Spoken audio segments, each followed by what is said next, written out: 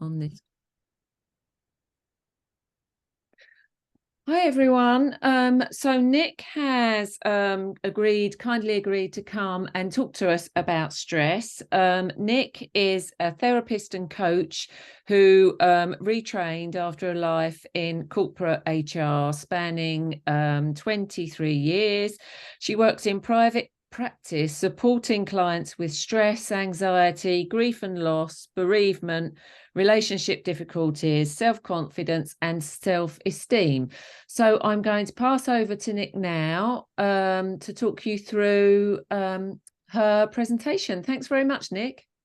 Thanks, Jackie. And yeah, good morning. Well, it'll be lunchtime when you listen to me. So good morning, anyone. And it's great to be here to talk a little bit about stress today, that topic, and very much to talk about what our stresses are and what our stress relievers can be as well. And I work with a lot of clients kind of in this area, and I think it was quite interesting when I just popped into Unsplash the other day, any pictures that might come up about stress, and this is the one that came up with the multiple post-it notes with the guy buried under them, which I thought was quite interesting in terms of, you know, what our stresses are, which we'll come on to a little bit later, and all the things that we've got on our mind that we can feel overwhelmed with. So what I wanted to talk a little bit about today, and hopefully you saw the handout that I shared in the portal, was just to get us to start thinking about, you know, what our triggers are. And I'll come on and I'll explain about the sort of the stress bucket of ours, but also to take a little bit of time to understand the impact that stress has on our bodies as well. And I call that, you know, how does stress show up, you know, in our body, whether it's physically or the emotional reaction too.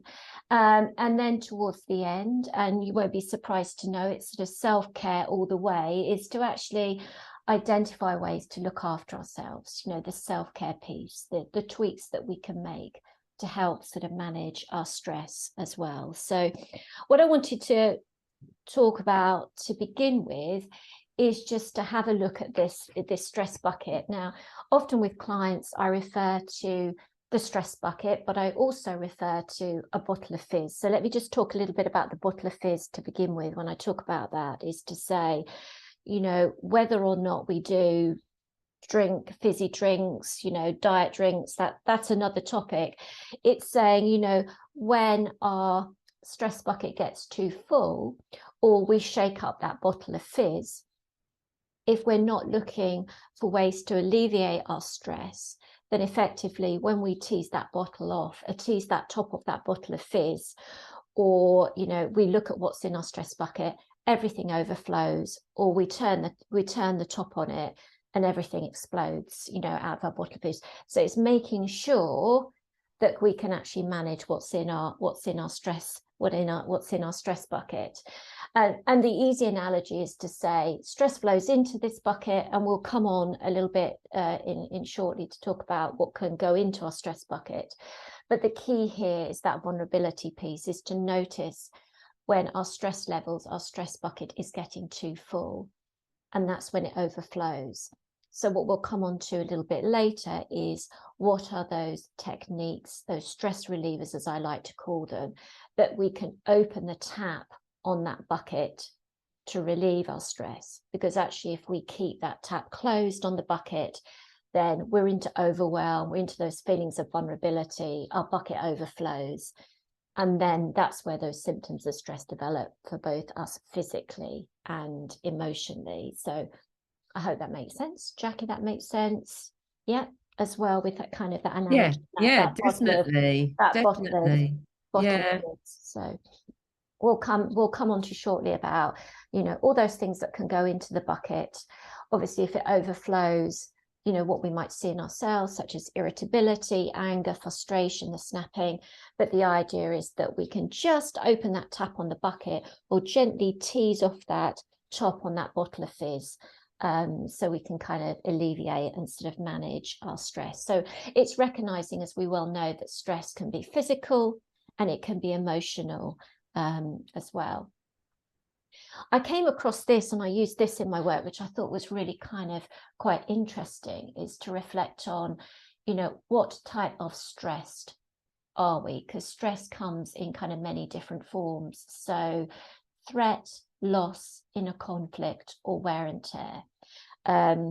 So I'll just sort of canter through this picture, and I'm sure you have the slides after that you can take a look at it too afterwards. Is the threat means us, feeling physically, mentally, or emotionally threatened. So we might feel hurt, we might feel scared, we might feel anxious or depressed.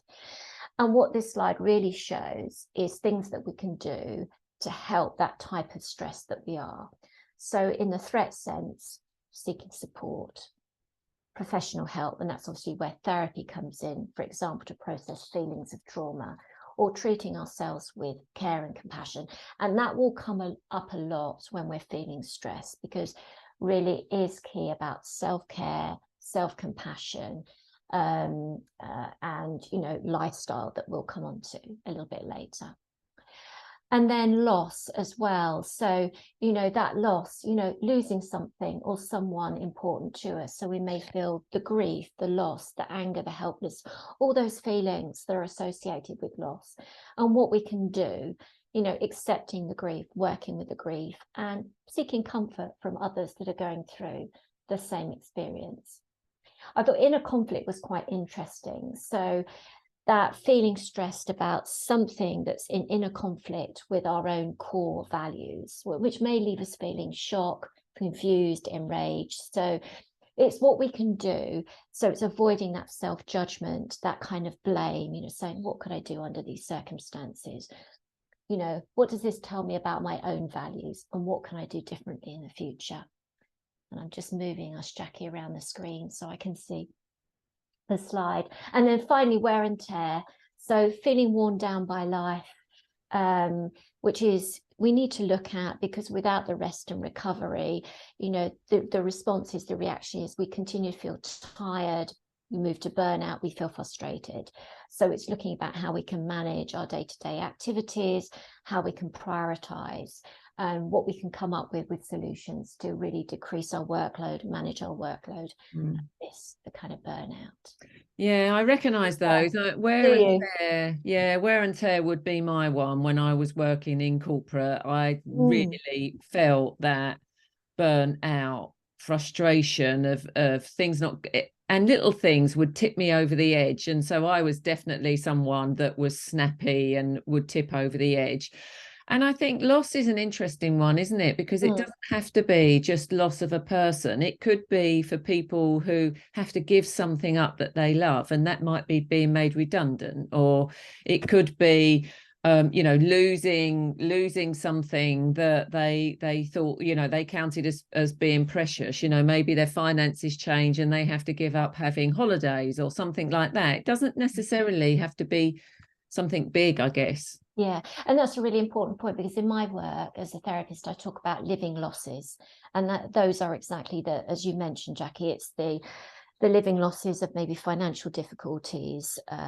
It could be the loss of a pet, loss of relationships, loss of sense of self or identity. Yeah. Yes, we sometimes automatically recognize it as physically losing someone or something, but loss, and the stress that brings can come up and show up, as you said. Yeah. Do you think that also, I mean, you say loss of identity. I know you're a menopause specialist, and we've talked about this before, that some women definitely feel a loss of themselves when they lose their fertility. I must admit, I started to feel a loss of identity. You walk into a room and nobody sees you coming. You go to the bar and nobody sees you looking to serve you. I wonder if that is part of a stressor as well when you're menopausal. I think absolutely, we'll come on to it. I've absolutely put that in the stress bucket, perimenopause, menopause, and the identity, as you said, you relate to, I've related to, I still relate to, because I think with the whole sort of psychological challenges piece of menopause, that loss of identity, the stress, the overwhelm, the brain fog, it's kind of all in the mix, and it is an added stressor, because I think we can feel that invisibility. Yeah. As you did, describe it, that sort of loss of fertility, the childbearing, the child rearing, days are kind of over, and it's now, well, what am I about now? Yeah. I've asked myself the same, who is Nick now?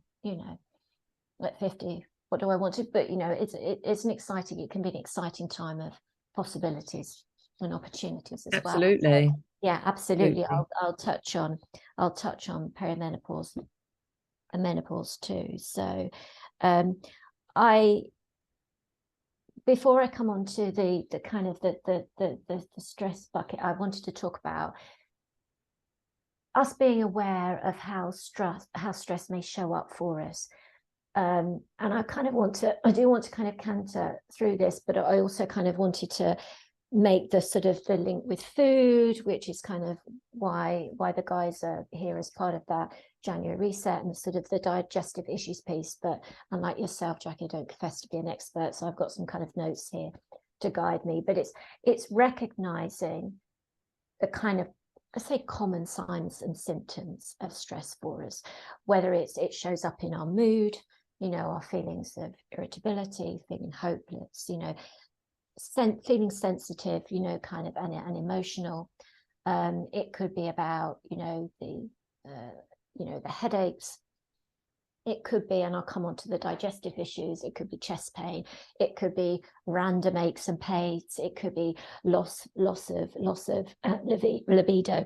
And in my work together, you'll probably often hear therapists say is the body holds the score. So if we're thinking about any trauma, any stress, any kind of emotions, it's looking at where they sit in the body, and therefore where stress shows up, if you like, in our anatomy. So the other thing I always find very interesting is that 90% of serotonin, which is our feel-good hormone, our mood stabilizer, you'll know this, Jackie, is actually 90% is produced in our gut, which is very interesting. So, it's being aware too, the impact it can have on our skin. It's about less circulation, oxygenation. So our skin could take on this sort of dull grey pallor, because it's the inflammatory part of the stress response, which kind of can add up to skin, flare-ups, we come out in maybe acne or kind of spots or kind of greasy skin, dry skin, whatever that might be.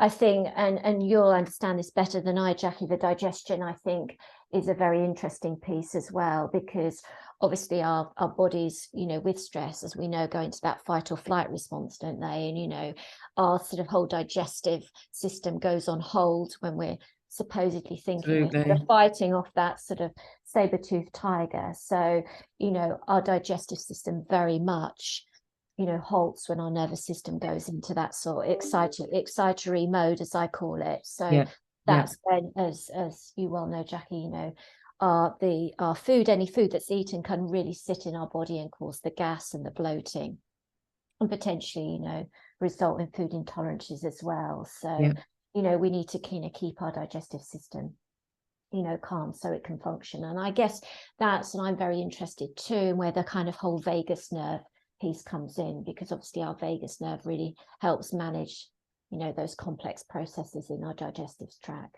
which signals our stomach, to empty. So it's all about, when we're managing stress, is how we can move, dial down the sympathetic nervous system, isn't it, and move into the parasympathetic nervous system response, and really rest and digest. Absolutely. So absolutely, we're going to talk a little bit about the digestive issues that can be caused by stress, and that is all the information I've actually put into Practice Better, is all about how stress affects the digestive system. So for if you're watching this, then please go and have a look in Practice Better, because there are links to things like heartburn, indigestion. We've got on here constipation and diarrhea, but also, you know, Nick has just touched on skin issues. And the reason why you can have skin flare-ups when you're very stressed is because you're halting your digestive system and you're causing dysbiosis. So if you remember, dysbiosis is when your gut bacteria is out of balance. And because your skin and the health of your skin comes from inside, so it doesn't matter how many lotions and potions and how much we spend on our lotions and potions, you've got to nurture your insides if you want, you know, beautiful skin, really. So we'll touch on that again in a little bit, but if you want more information, then check out Practice Better for that, sure. Just before we move on from that, because as I understand it too, Jackie, that, you know, our stress will reduce those levels, isn't it, of the beneficial gut, absolutely, you know, absolutely, bacteria, sort of probiotics. So and that's when really our kind of whole immunity piece, isn't it? Well, that's right, because your immune, you've got about 70 or 80% of your immune system is in your gut. So when you're stressed and your gut isn't working properly, you've got dysbiosis. It's possible that it leads on to leaky gut, and that's when you start to have more allergies and more food intolerances and hay fever. But that's also when you start to see things like cold sores, and you get more coughs and colds because your immune system is being suppressed because your digestive system. So, you know, stress is really impactful on our bodies. So physically impactful. Absolutely. So, you know, I touched on the head, I touched on the, you know, muscle kind of aches and pains, you know, too. So it's all in the mix, and how it affects our eyes and ears, you know, our kind of sensitivity to sound. Yes. You know, the whole kind of vertigo piece as well.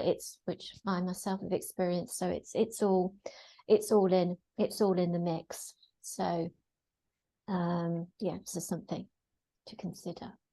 So let's kind of get into what's going into this stress bucket of ours. And, you know, I could sort of wax lyrical on this, and I'm sure for the guys that are listening to this, you know, later, or maybe listening to it back, you could probably add to this, you know, list as well. So I've come up with, you know, change, perimenopause and menopause, because I think with the work that I'm doing now, always what I say is that if we've got day-to-day stressors, particularly in midlife, and I'm thinking about kids leaving school, at school, leaving home, empty nest syndrome, looking after elderly parents, sick parents, relationships, separation, divorce, whatever it is, when we are layering over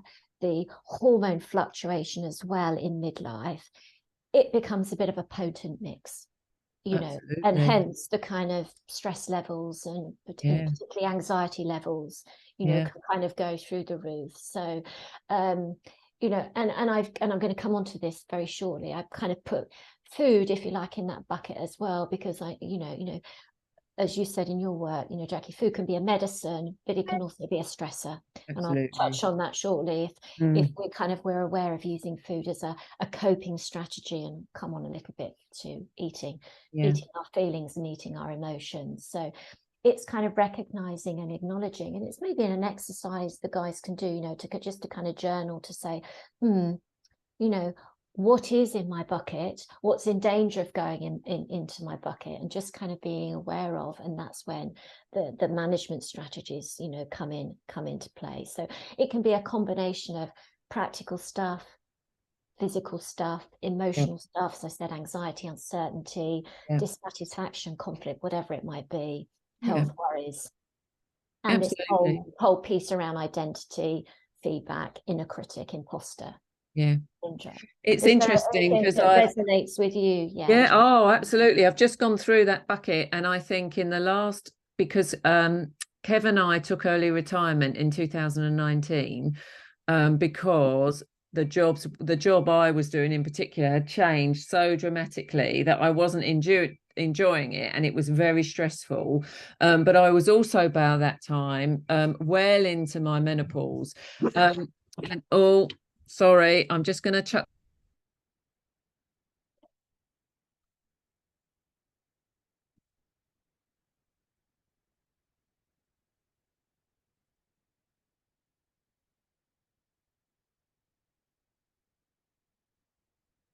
I'm sorry about that. The scamp barks if anyone moves in Tunbridge, so I've just put him outside.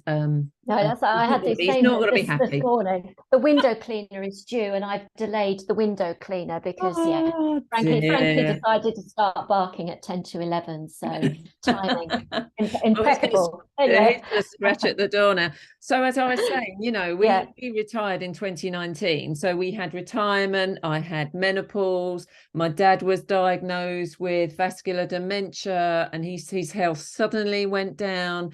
We were the victims of a very large fraud. So I had all the finance issues.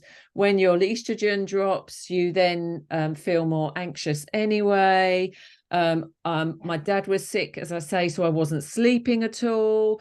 And you always have that little bit of, negative feedback, I think, for women, especially as you age, there's so many there's so many pictures of beautiful people out there, and you look in front of the mirror and you think, oh, look at it, it's all going south. What's going on? Yeah. Yeah. And as we know, and you've touched on your work and in the sessions with the guys, stress is cortisol. Cortisol, is stress. And something I was learning about is, particularly with us women in midlife as well, is that, obviously estrogen levels are just decreasing, but, progesterone and too is our stress busting hormone. Progesterone in the mix does help us to remain calm, and help to alleviate, anxiety, when our stress levels are high, progesterone hasn't got a chance. And as you said, if the estrogen levels are diminishing as well, although they're diminishing, we then get top heavy with a lot of estrogen, even though it's reducing, but the lack of, progesterone. So we go back almost to being a teenager, when you start to have hormone fluctuations in your early teens, and everyone talks about, oh, teenagers, they're such a nightmare. It's the same when you start perimenopause and menopause. You are completely out of control of those hormone fluctuations. And it's, we tolerate it of teenagers, but people seem to be less tolerant of a middle-aged woman losing the plot because her hormones are all over the place, where in actual fact, maybe we should be as sympathetic to perimenopause and menopause, or even aware. But then, that adds to the stress because you start to feel a bit out of control. Yeah. And, I call it, obviously, us women in midlife, we will have different experiences. Some women can and will do sort of sail through perimenopause and menopause, because as we know, menopause is literally a day, a date, a time when we've no longer had a period, for 12 months. But, and others will, as I describe it, go through that almost that tsunami of hormones, up one day, down the next. But absolutely, that's because our estrogen levels are, going kind of up and down. So absolutely. So that's, and I think, just before I move on from the sort of perimenopause menopause piece, and I had a phrase that was mentioned the other day by, I'm sure lady in the group will be aware of, Sam Palmer. I think she did a presentation to Elevate back in October, is that, in terms of our generation now, we're very much this concept of the sandwich generation. So we're actually doing a lot in our 40s and 50s, the kind of balancing that we're doing, whether maybe having children later on in life, the parents, it's a demanding time that we're trying to juggle, lots of different things, lots of different balls. So yes, now I'm wondering if I can, I'm sharing my screen, so I should be able to just pop into this this video. So what I alluded to earlier, wanted to talk about is, I talk a lot in my work about feeding our emotions, or eating our feelings, because we may have all been there and all done it, that we kind of can turn to food and alcohol, you know, as well as drugs or gambling. You know, it's different things for different people, different strokes for different folks. But, you know, that concept of using, you know, food or drink as a coping strategy, as that kind of comfort, you know, mechanism. And before I show the video, I found a quote, or I use a quote when it says, you know, food is a stressor, and the quote was, "Food is the most abused and anxiety drug. Exercise is the most underused antidepressant."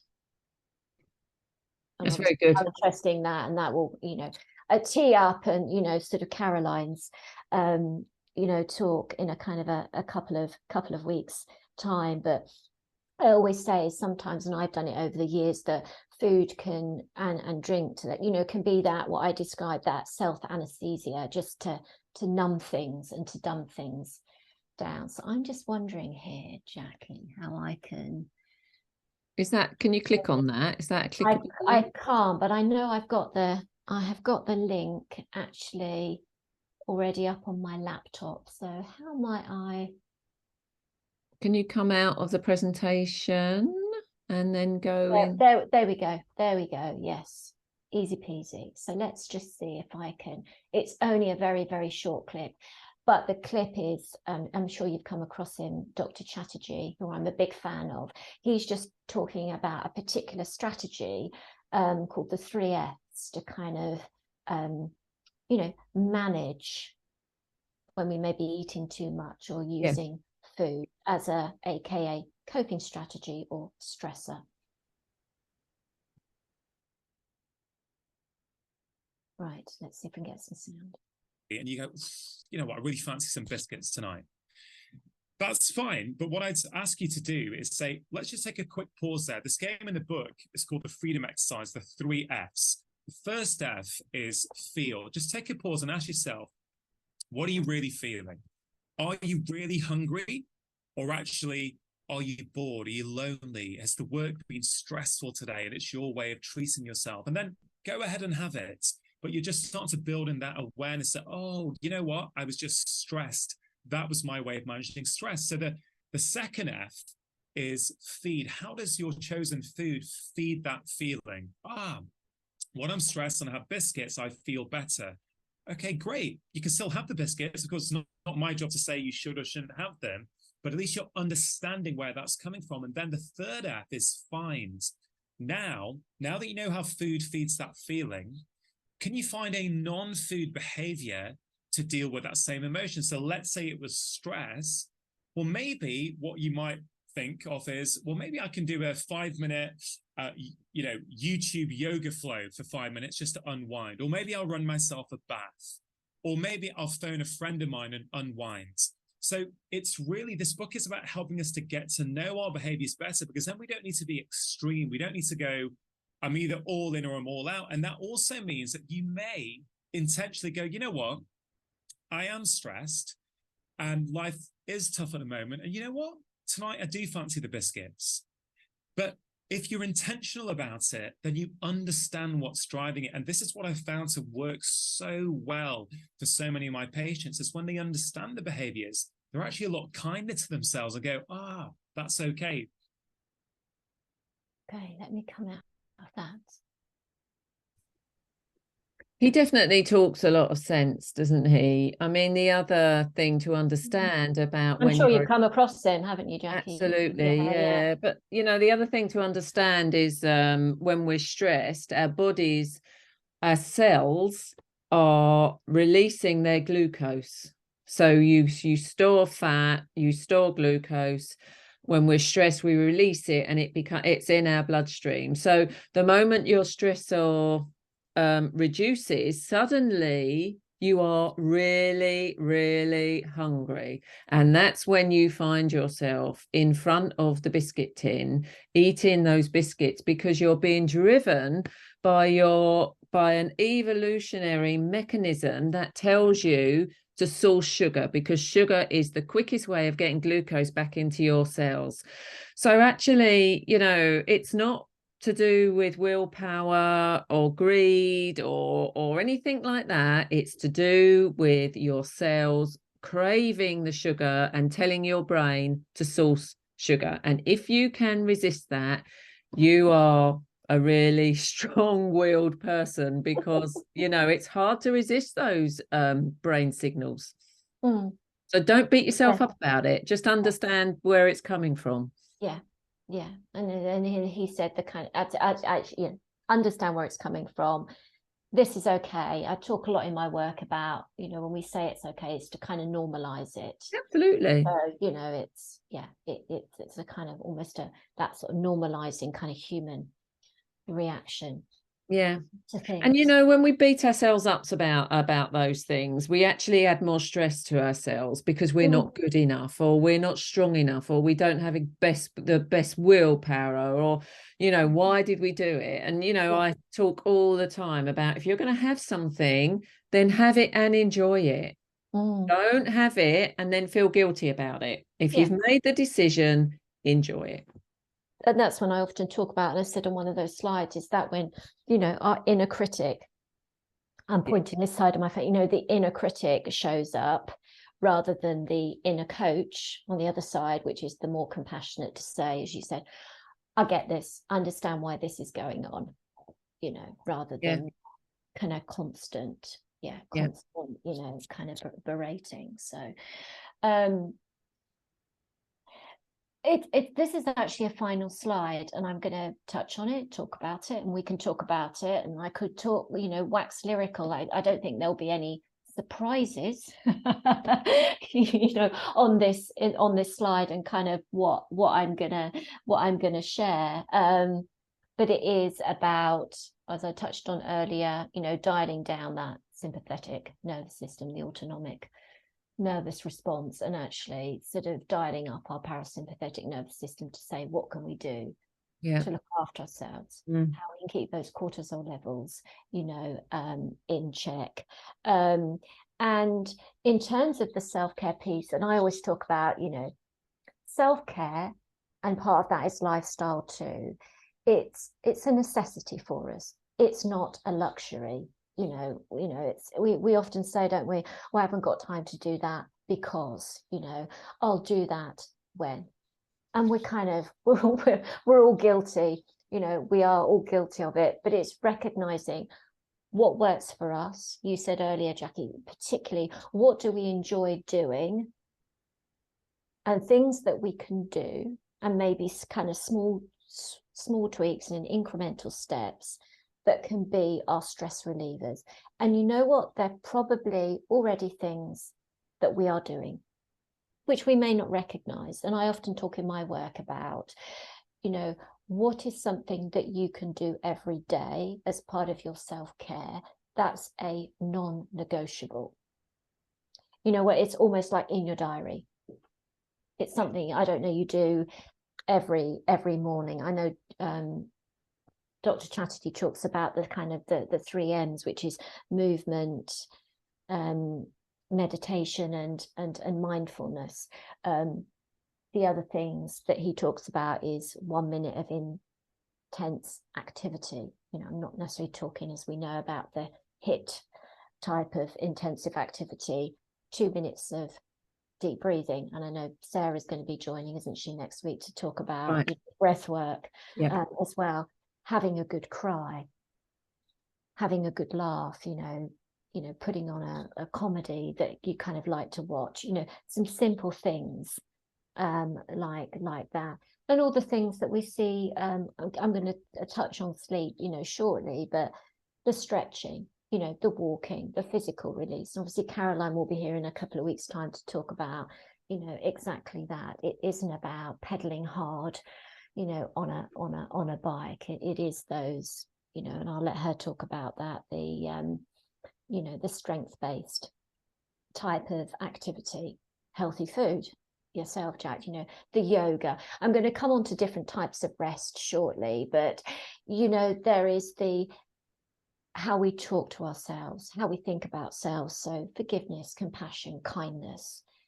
I think boundaries you know, are really important. Some of you may have heard, or it was some months ago now, Celia Griver did a presentation on boundaries, but it's our own personal boundaries, particularly in kind of midlife, too, in terms of what, as I call it, what you're available to do and to support, and where you're able to put almost a hard stop no in place to say, no, I'm not able to do that, without feeling, you know, the guilt in the the guilt's terrible, isn't it? Because you're looking after yourself, to say, yeah, I'm available to do that. No, I can't help with that, you know, at this point in time. Asking for help, time together, you know, the meditation, the mindfulness, the apps like Insight Timer, Calm, Headspace, you know, and whatever works for us. You know, we might like time alone, we might like to get out in nature. I'm a big fan of journaling. I don't know if anybody else is. When I talk about journaling, I don't tend to write War and Peace or write essays, but just bulleting how I'm feeling, you know, in my phone diary, you know, every day. Being creative, hobbies. See, the personal identity piece is in there. It's kind of whatever works for you. Yeah. And there was something, wasn't I, that I posted the other day, Jackie, on Instagram, and that message about doing things we enjoy. Yeah. What brings me joy? I often say to my clients, what nourishes your soul? Yeah. I know exactly. Yeah. I mean, my big stress relievers would be, you know, walking, whether that's with it's always with the dogs, actually. People look at me like I'm a bit crazy, but I do have a favorite tree that I like to go and give a little hug to and have a little chat. Bit of forest bathing. I mean, it sounds a bit crazy, but you know, I love this tree. It's such sometimes in the spring, the sun catches it in such a way it glows. And that makes me so happy. I'm so glad that I got up at 5:30 and I walked to this tree just to see the tree glow. So it's little things, isn't it? And I also, you know, now I go to bed with a book, a real book, and I read until I'm sleepy. And that but I find also that I do some reflecting when I'm doing that. I often, things pop into my head and I spend a little time thinking, that went well, I really enjoyed that today.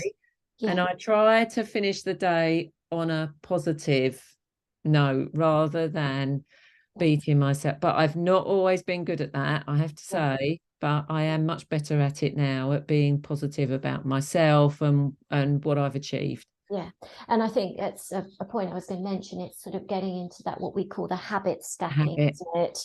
You know, and I was going to mention that the whole gratitude piece, whether we choose to do it at the end of the day or the beginning of the day, is just to be mindful and present, to say, what am I grateful for? I've been grateful today, as you said, Jackie, you know, of going and hugging the tree at 5:30 in the morning, or, you know, I'm grateful that I got, you know, time to out in nature and spending time with the dogs, or, you know, I have achieved X, Y, and Z today. I think sometimes we can get into a space that it has to be big things. Yeah. Whatever the concept of a big thing is, but it can be kind of real small things that kind of bring us joy and just lift us up and takes us out of that, you know, stressful. We need permission to give ourselves 10 minutes. It doesn't have to be a long time, 10 minutes a day, when we just give ourselves permission just to relax and not worry about all the things that we spend our time thinking about. Yeah, I mean, it could be, as you said, 10 minutes enjoying, what I was going to say, a cup of coffee. It's always decaf for me, but it might be a pucker tea. I'm into the fennel, peppermint, and something else at the moment. So good. So yeah, whatever it is, because for it to become a habit and to make it part of our day, otherwise we can fall into, well, I'll do it tomorrow, you know. But tomorrow never comes. Well, it does come, you know what I mean? It's kind of, we won't get to the place of kind of fitting it. So I say to some of my clients that are very stressed, just put on your favorite music. I mean, my favorite music to have a little jig around the kitchen to is always George Michael, probably in his Wham days. All those lovely songs. I mean, now my mind has gone a total blank and I can only think of his Christmas song. But, you know, George Michael always cheers me up when I hear his voice. So if I can have a little jig around the kitchen to George Michael, I'm cheered up. It's that dance while no one's watching. I do the same Yeah. thing, and I don't know, yourself or people on the listening to this back might not even know what I'm talking about, but it was I think the year was 83, actually, a song by Matthew Wilder called Nothing's Gonna Break My Stride.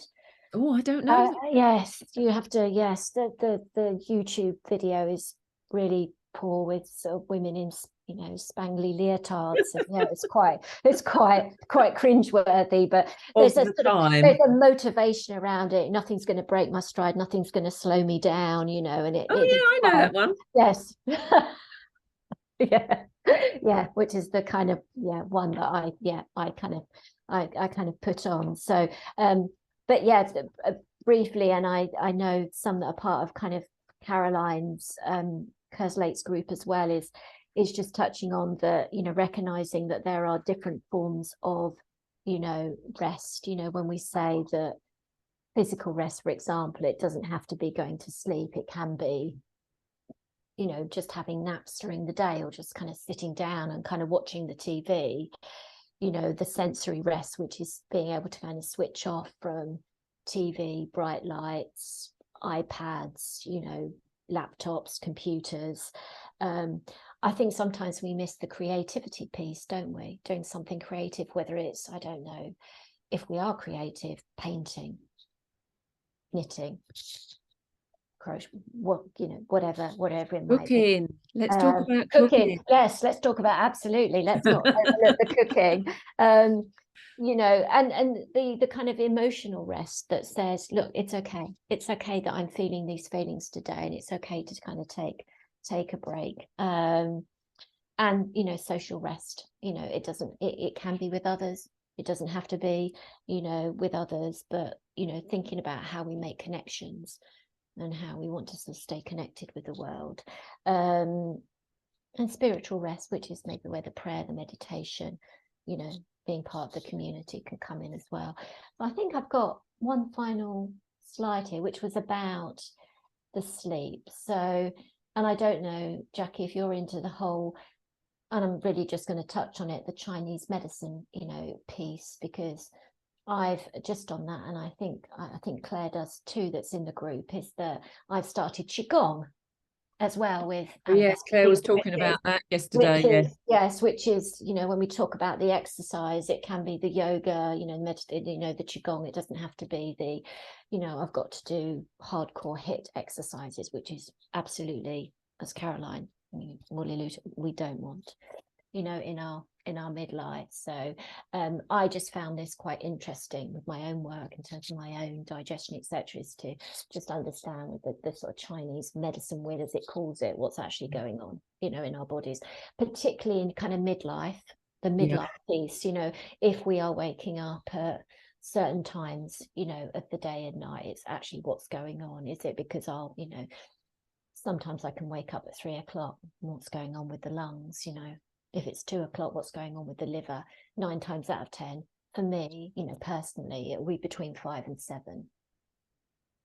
Oh, it's when my large intestine is doing its work. But it just sort of touching on that, you know, the key of that sleep routine. And you mentioned it early, Jackie, about sort of having the book, winding down, or maybe journaling any kind of thoughts from the day, so we can get down any worries, put them on a piece of paper, in a notebook, you know, on the bedside, so they're out of our head. And we can kind of unplug from that sort of blue emitting light from devices as well. So as you said, reading, listening to music, drinking, you know, our calming, you know, pucker tea. So, you know, the, you know, sleep too, particularly in midlife, is our medicine. Yeah. as well. So we're going to talk more about sleep next week with Sarah and breath work, but we're going to talk about circadian rhythms as well, because I want to so that'll be introduce quite a nice people. segue.